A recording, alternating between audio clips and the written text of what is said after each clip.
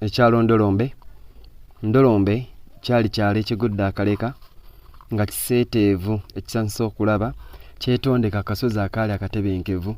Ku ludda lwakyo olwa kkono ye wali oluzzi olwayitibwanga Nnaalongo, ffe gye twagoberanga amazzi. Oluzzi luno nga terusenwamu mazzi muntu aliko bulimiro era nga terugoberwamu mazzi mu ttuntu. Abakulu baatugamba nti yaliyo omusota wa Kalejja omunene obwaguuga ate omuddugavu zigizigi kagongolo mbu gwayinanga n'ebisagazi ku mabega.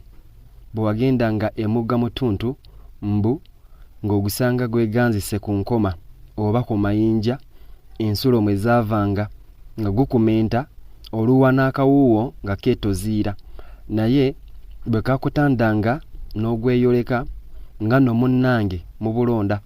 Kyokka ebbanga lyonna lye namala ku Ndolombe saalaba muntu yenna